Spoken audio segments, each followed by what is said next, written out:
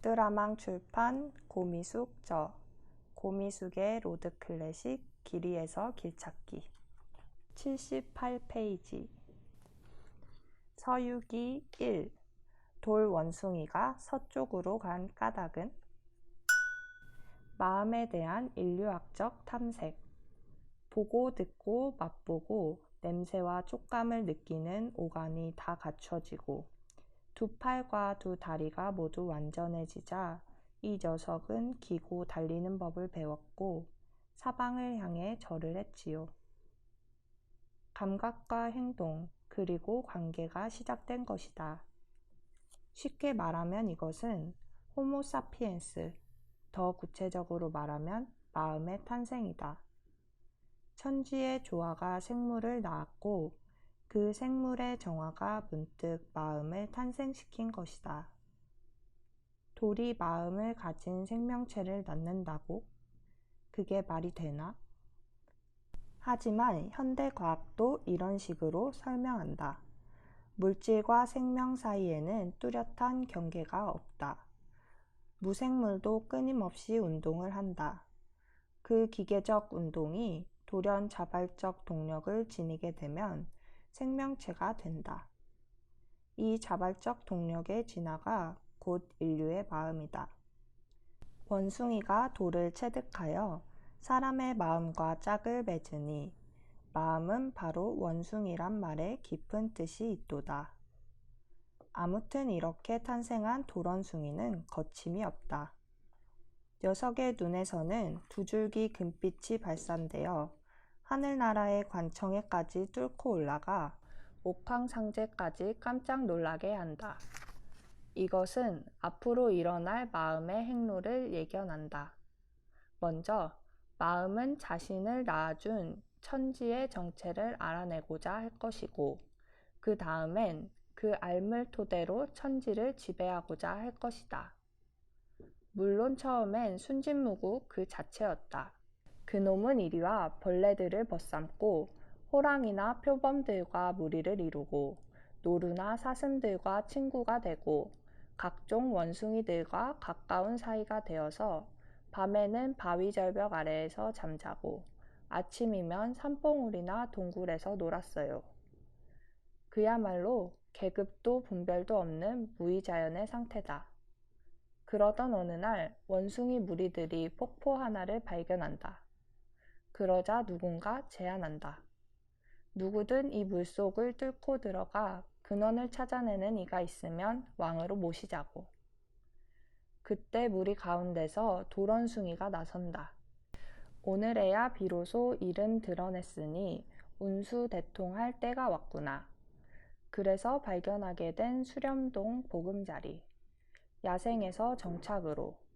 정착이 시작되면 소유와 축척이 이루어지고 그와 동시에 권력과 복종의 배치가 탄생한다. 돌원숭이에서 멋진 원숭이 왕으로. 수렴동의 부귀를 누린 지 400~500년. 원숭이 왕은 갑자기 근심스러운 표정으로 눈물을 흘린다. 죽음에 대한 두려움이 엄습한 것이다. 부귀의 절정에서 삶의 무상감과 마주친 것. 부하들의 조언대로 원숭이 왕은 길을 떠난다. 윤회의 그물에서 뛰쳐나와 하늘과 위세와 수명을 나란히 하기 위하여 출가를 감행한 것이다. 천하를 두루 헤맨 끝에 마침내 수보리 조사를 만나 제자로 입문한다. 조사는 그에게 이름을 부여한다. 원숭이의 형상에서 손, 문파의 계보에서 오, 공을 터득하라는 의미에서 공. 이제 진짜 이름을 갖게 되었다. 멋진 원숭이 왕에서 손오공으로 공의 의미를 터득해야 하는 운명을 부여받은 것이다. 그의 문화에서 공부하길 6~7년, 도와 선을 깨닫고 껑충껑충 뛰는 경지에 이른다. 수보리 조사의 수제자가 되어 도를 전수받고 삼재의 재앙을 피하기 위해 72가지 변신술을 터득한다. 더불어 근두운까지 자유자재로 부릴 수 있게 되었다. 신체적 한계와 공간적 제약을 동시에 뛰어넘은 것이다.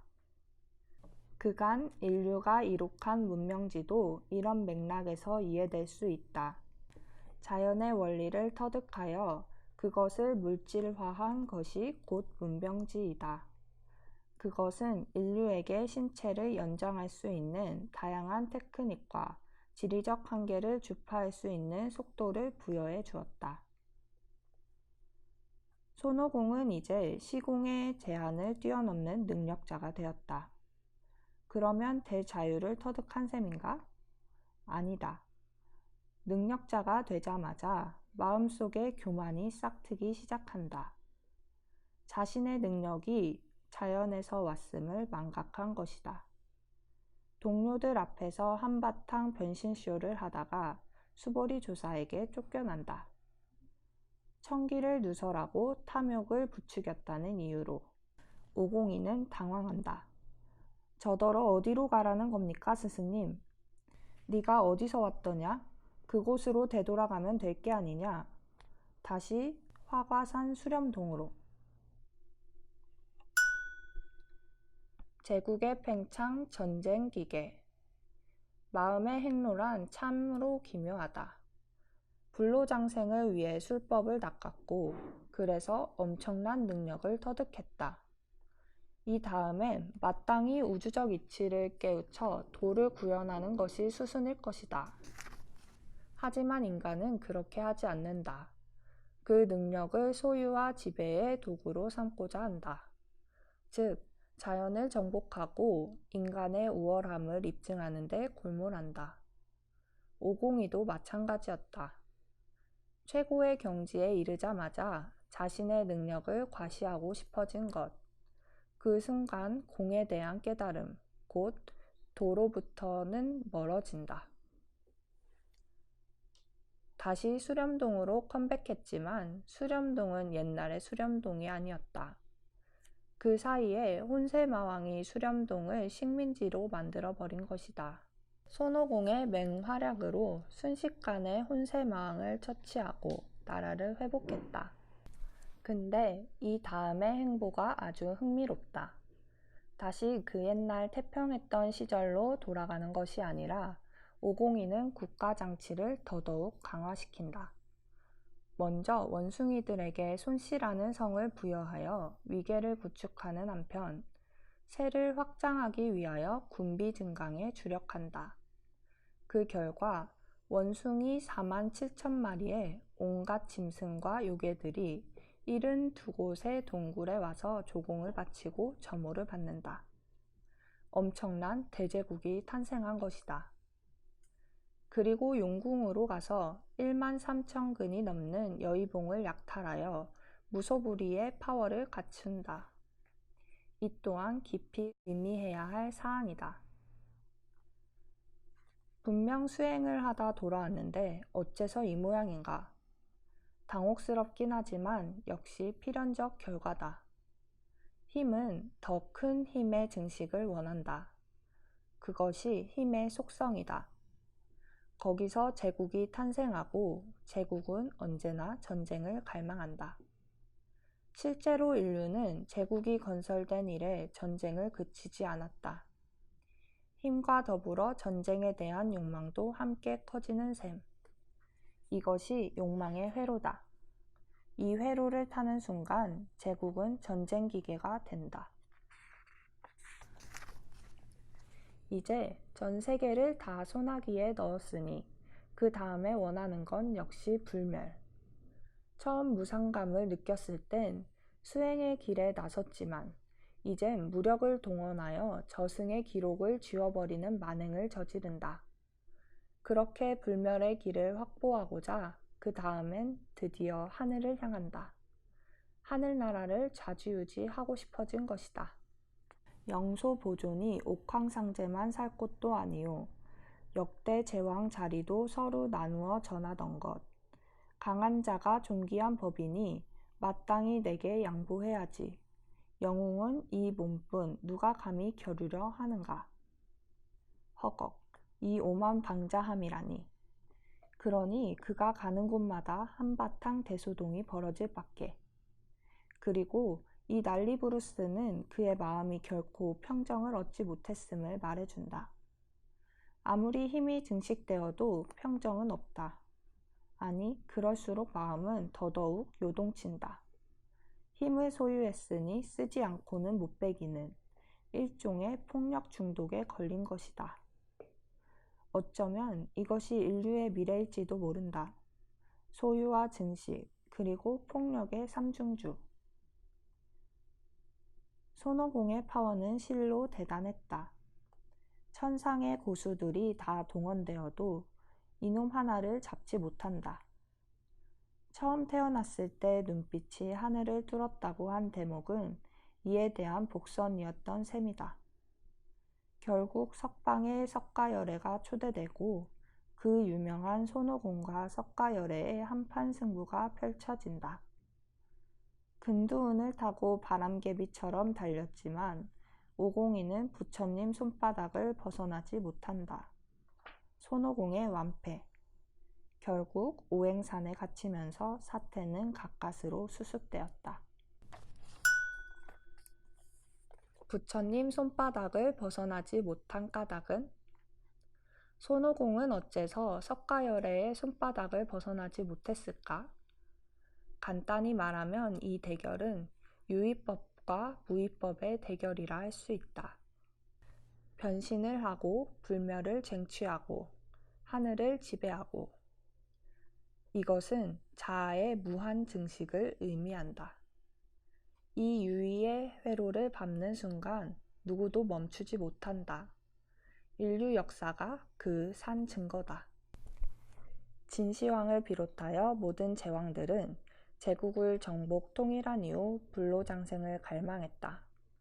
모두가 실패했지만 이 욕망은 결코 사그라지지 않았다. 그래서 자연을 탐구하고 과학을 발전시켜 온 것이다. 그걸 활용해서 무기를 만들고 다시 세계를 정복하고 그 다음엔 또 불멸을 시도하고, 할리우드 영화가 주구장창 반복하는 패턴이 이것 아닌가. 세상을 내 손 안에 넣고 영원히 쥐락펴락하고 싶은 욕망. 반면 석가열애는 이 세계의 근원적 무상성을 터득한 존재다. 마음에는 자성이 없다. 돌 원숭이에게 근본이 없듯이 그것은 불현듯 생겨난 곧 특별한 인연 조건의 산물일 뿐이다. 아울러 이 우주의 모든 것은 생성소멸한다. 불멸은 없다. 불멸하는 건 모든 것이 변한다는 사실뿐이다. 그래서 무상하다. 이 무상의 방법적 표현이 무의이다. 하지만 마음이 자연으로부터 분리되는 순간, 그때부터 인간은 무의법을 거부한다. 자아에 대한 집착과 증식, 이것은 결국 모든 타자들을 먹어치우면서만이 가능하다. 먹는 자와 먹히는 자, 이것을 멈추게 하려면 유의법으로는 가능하지 않다. 하늘나라의 온갖 고수들이 다 패배할 수밖에 없었던 이유도 거기에 있다. 석가열애는 대단한 능력을 가진 존재가 아니라 무의법을 온전히 터득한이다. 유의법은 결코 무의법을 이길 수 없다.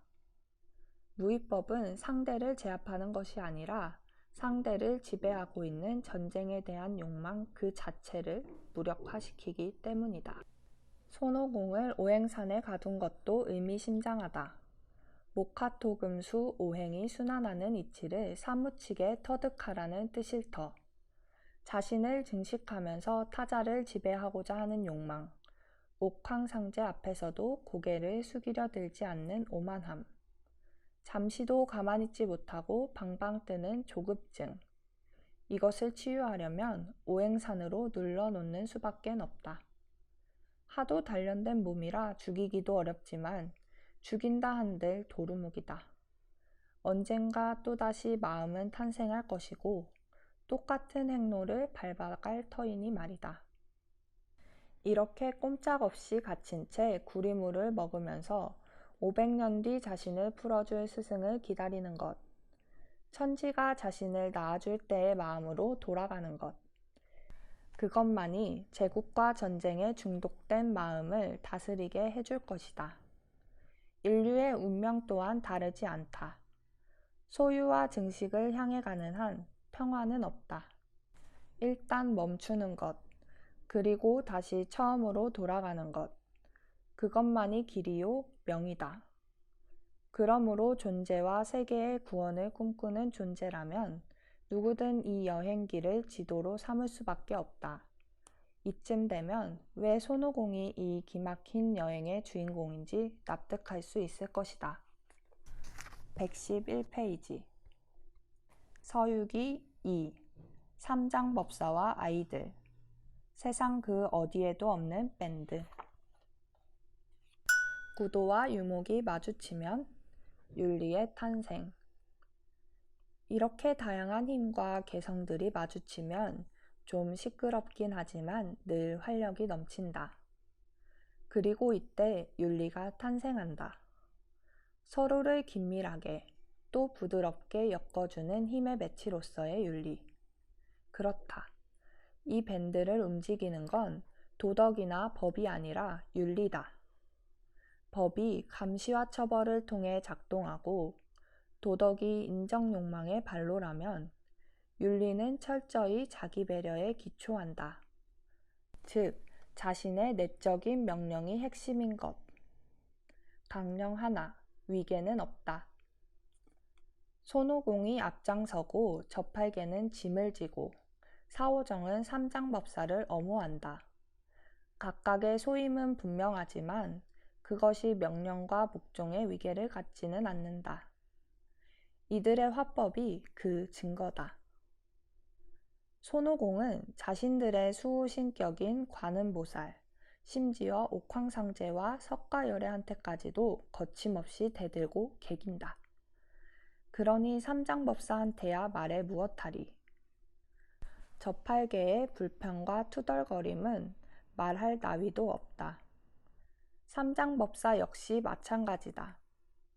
권위에 대한 집착은커녕 자신의 약점을 전혀 개의치 않고 드러낸다. 한마디로 예의범절하고는 거리가 먼 집단이다. 하지만 그래서 솔직하고 자유롭다. 위계가 엄격하면 상하층 모두 그걸 지키느라 신체가 경직된다. 하지만 이 밴드는 아주 유연하다. 삼장법사는 손오공을 추방할 때는 그렇게 단호한 척했지만 다시 와서 자신을 구해주자 착한 제자야 애썼구나 하면서 언제 그랬나는 듯 슬쩍 받아준다. 제자들 역시 죽기 살기로 으르렁대다가도 금방 시시덕거린다. 위아래가 없고 감정의 잉여가 없다 보니 복원력이 아주 뛰어난 것이다. 먼 길을 갈 수 있는 동력도 바로 여기에 있다. 강령 둘, 대가를 받지 않는다. 이들은 요괴를 무찔러야만 길을 갈 수 있다. 그런데 이 전투는 구도의 여정이자 그 요괴로 인해 고통받는 중생의 고난을 해결해주는 보살 행위이기도 하다. 한데 이런 공덕을 쌓고 나면 꼭 뒤따르는 일이 있다. 엄청난 보답이 그것이다. 황금을 주기도 하고 때로는 나라를 통째로 주기도 한다. 하지만 이들은 그 어떤 것도 수락하지 않는다. 대가를 받는 순간 이미 공덕은 이슬처럼 사라질 것이므로. 일보 전진의 백보 후퇴의 길인 것. 중생의 번뇌는 대개 원한과 자책이다. 목표를 향해 달려가다가 그에 상응하는 대가를 받지 못하면 남을 원망하거나 아니면 자신을 괴롭히거나 한다. 이 함정에서 벗어나려면 한 가지 길밖에 없다. 최선을 다해 공덕을 이루되 아무런 보답을 바라지 않는 것. 너무 야박하다고? 그렇지 않다. 공덕은 그 자체가 이미 보답이다. 몸은 그 이상을 원하지 않는다. 그래서 보답이 필요 없다. 강령 셋, 머무르지 않는다. 후반부에 가면 요괴보다 더 무서운 게 이 보답과 선물 공세다. 사람들은 고마운 마음에 삼장법사 일행을 붙들어 몇 날 며칠이고 잔치를 베푼다. 저팔계만 신이 났다. 허구한 날 푸지게 먹어댈 수 있으니 말이다. 하지만 삼장법사는 마음이 급하다. 그래서 다시 행장을 꾸리면 저팔계는 투덜거리고 사람들은 다시 붙든다. 이런 실랑이를 수도 없이 해야만 겨우 길을 나설 수 있다. 이로써 보건대 결국 부귀에 대한 탐욕은 정착으로 이어진다. 좋은 집에 머물러 지속적으로 이 욕망을 누리고자 하는 마음, 그것이 곧 정착이다. 정착하려면 결혼을 해야 하고 결혼은 다시 정착의 빌미가 된다. 구도란 이 욕망을 가로지르는 동선이다. 실제 현장법사도 인도에서 돌아온 이후 자신을 측근에 두려는 황제들과 밀당을 하느라 마음고생이 심했다고 한다. 오죽하면 지옥으로 가는 길은 호의로 가득 차 있다는 말이 나왔을까. 나를 적대시하는 이들은 나를 궁극적으로 분발시킨다. 하지만 나에게 무한한 호의를 베푸는 이들은 나를 하나의 고정된 영역에 묶어두고자 한다. 내 안에 있는 능력을 독점하고 싶어서다. 수행자들이 최후에 마주치는 함정이 여기일지도 모르겠다. 하지만 삼장법사와 아이들은 이런 유혹에 흔들리지 않는다. 저팔계만이 매번 우왕좌왕하지만 그 역시 정착해서 부귀를 누리기보다는 스승과 두 형제들을 따라가기를 택한다. 그런 점에서 모든 구도는 유목이다. 구도와 유목이 마주칠 때, 그때 비로소 윤리가 탄생한다. 정착미는 결코 상상할 수 없는 고귀하고 유쾌한, 강렬하고 유연한